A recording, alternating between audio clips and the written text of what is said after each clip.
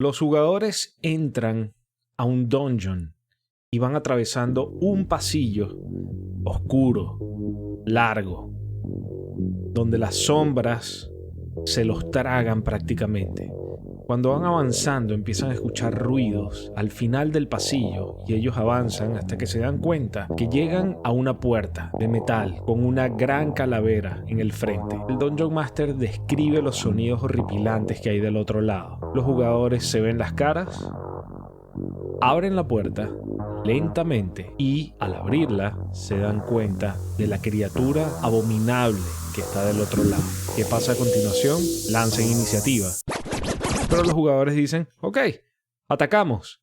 ¿Cómo es el monstruo? Para ver, aquí está la foto del monstruo. Ah, ok, bueno, empezamos a atacar. Este video se trata de eso. Este video se trata de cómo ayudar al Dungeon Master y qué método estoy utilizando algunas veces que funciona para crear esa sensación de horror en los jugadores y no solamente en los personajes de los jugadores.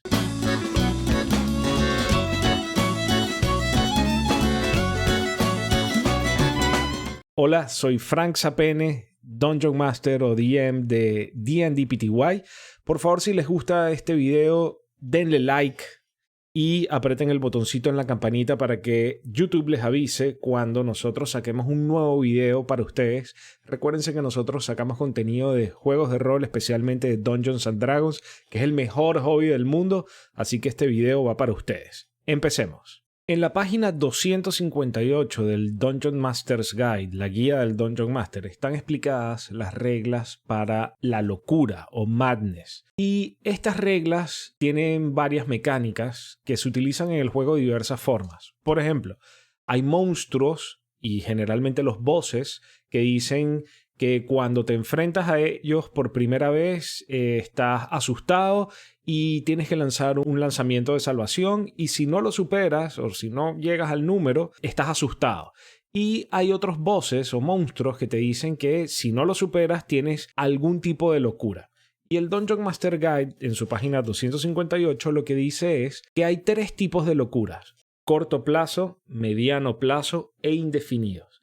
Las reglas de Madness lo que hacen es generar en los jugadores, temporalmente o indefinidamente, una desventaja, ya sea en lanzamientos, ya sea en combate o ya sea también en su personalidad. Lo que se quiere o lo que se buscaba con esta mecánica es generar esa sensación de los aventureros están metidos en un mundo lleno de cosas extrañas con peligros inmensos y grandes horrores. Estas reglas lo que hacen es tratar de llevar eso a la mecánica de juego. Ahora, algo que me he encontrado yo con el tiempo es que yo en una partida de D&D quiero que no solo los personajes en la película que estamos viendo estén asustados, sino que los jugadores también estén asustados. Para mí una partida épica es cuando yo le veo la cara a los jugadores. Tú ves cómo se están comiendo las uñas o cómo tienen la adrenalina porque no saben qué va a pasar. Entonces, investigando un poco en el internet, encontré las reglas magníficas de un juego que se llama Dread. Okay, Dread sería como que horror o terror. Es un juego que fue lanzado en el 2006 y quedó en los premios Emmy como mejor juego del año y también como mejor innovación. Y si se preguntan cuál fue la innovación que sacó este juego que se llama Dread, que voy a dejar el link aquí abajo en los comentarios, es que ellos usaban Jenga. La parte mecánica del juego, en vez de lanzar dados, ellos usan Jenga para generar esta situación de tensión en los jugadores. Esta mecánica yo la empecé a usar en el juego a partir de nuestra aventura, creo que fue Dungeon of the Mad Mage, y funcionó muy bien. Esto generaba una tensión en los jugadores que era lo que yo estaba buscando, no necesariamente en sus personajes, sino en los mismos jugadores. Si el jugador está asustado, créanme, el personaje lo va a estar aún más. Entonces ahorita le voy a explicar cómo yo robé esta técnica o esta regla o mecánica de juego para el juego de D&D y cómo ustedes la pueden usar perfectamente como una de sus herramientas como DM para generar ese momento de terror u horror que están buscando en sus juegos. Muy bien, aquí está el Jenga, ya está armado. Esta fue la que conseguí. Este es el tamaño natural, normal de Jenga. Yo también tenía uno más chiquito que lo usamos. El que usamos fue el más chiquito y funcionó perfecto. Entonces, ¿en qué consiste usar Jenga para generar ese horror que queremos en las partidas? Prácticamente lo que hay que hacer es decirle a los jugadores: cada vez que ustedes se enfrenten a una situación, ya sea en grupo o individual, cada uno de ustedes, al que le toque, va a tener que sacar un bloquecito de Jenga. Entonces, ustedes pueden combinar esto como les dé la gana. Por ejemplo, yo lo que les decía era: lancen todos el dado. Imagínense la situación de: les salió un monstruo que jamás habían visto, nadie lo había combatido. Eso generalmente lo que genera es como que un susto. Yo les digo a todos: lancen un Wisdom Saving Throw, un lanzamiento de salvación de sabiduría, para ver si logran aguantar este horror que les está tocando. Y yo pongo un nivel. Si sacan menos de 15 lo fallaron, o si sacan menos de 10 lo fallaron, etc. Si un jugador pasa el lanzamiento, va a tener que sacar un bloque. Si el jugador no lo pasa, va a tener que sacar 2 bloques. Si un jugador saca critical, no tiene que sacar. Y si un jugador saca un 1 en el dado, va a tener que sacar 3 bloques. Entonces ya ven hacia dónde va esto, ¿no? Esto empieza a generar una tensión, porque el Jenga lo vamos a usar no en una sola vez, sino a lo largo de una sesión o varias sesiones. Generalmente es recomendable usarlo en una sesión porque tienes que desarmar el Jenga, guardarlo, no lo vas a dejar armado en una esquina ahí en tu casa, pero a lo largo de la sesión van a estar encontrándose los jugadores con ciertos elementos que le pueden generar horror, ya sea enfrentarse a monstruos, algún tipo de evento paranormal al que se encuentren, algún tipo de situación en la que ellos estén, por ejemplo, ver un cuerpo muerto que ellos no esperaban, pueden quedarse horrorizados y van a tener que sacar. Entonces, esta torre va a empezar a quedar con menos bloques y el objetivo es que los jugadores logren avanzar y desarrollar el capítulo o la sesión sin que se les caiga la torre. ¿Qué pasa cuando se les cae la torre? Algo catastrófico va a ocurrir, desde la muerte del personaje que la tumbó hasta algo irreversible en el personaje que la tumbó. Las apuestas tienen que ser altas para generar el horror. Si no son altas, no, ya los jugadores ya de antemano saben que igualito vamos a sacar los bloquecitos y no. O sea, las apuestas tienen que ser altas. Señores y señoras, al jugador que se le caiga la torre, su personaje, ustedes lo definen, pero tiene que ser agresivo.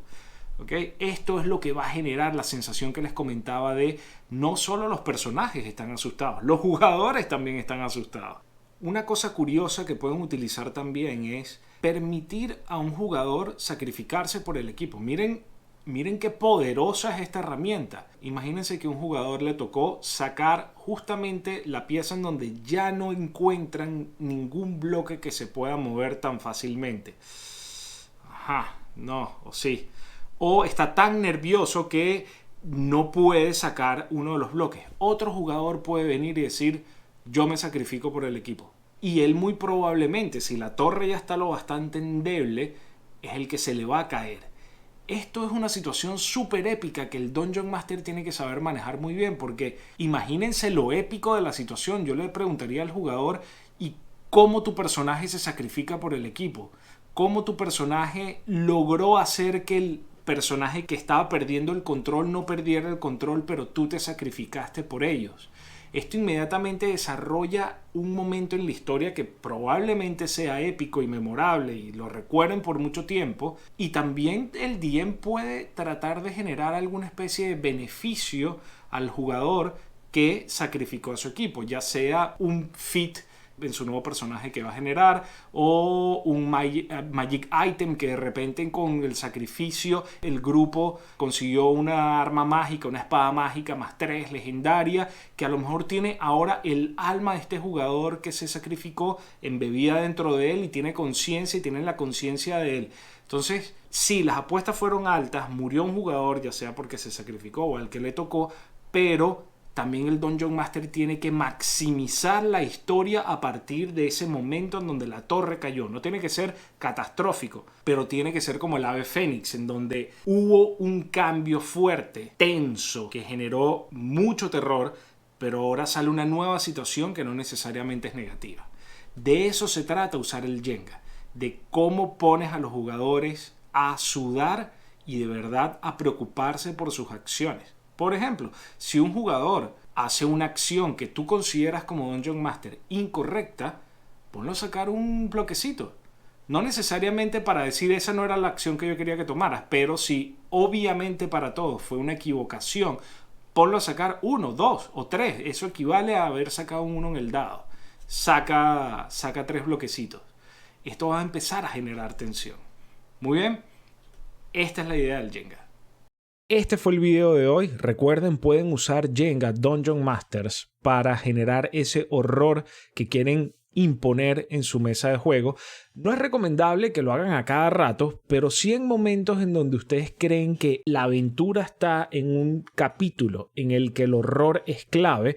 Saquen Jenga. Hay Jengas que los venden chiquitos, hay Jengas que los venden normales, o ingénienselas para simular lo que hace Jenga de otra manera que ustedes crean, pero que genere la misma sensación de incertidumbre en donde saben cuál va a ser el final, pero no saben quién va a ser el afectado o si van a lograr o evitar llegar al final de la torre de Jenga. Esto fue el video de hoy. Espero que les haya gustado. Por favor, denle likes. Acuérdense que el objetivo de D&D PTY es llevar Dungeons and Dragons y los juegos de rol a toda la comunidad de Latinoamérica y España. Básicamente a todos nosotros los hispanoparlantes. Esto es un hobby maravilloso que está creciendo muy rápido y necesitamos poder generar el conocimiento neuronal entre todos nosotros para así maximizar nuestras sesiones de juegos y que cada vez más gente se meta en este hermoso hobby. Muchas gracias, espero que tengan un hermoso día y por favor lávense las manos y mucho cuidado. Los quiero.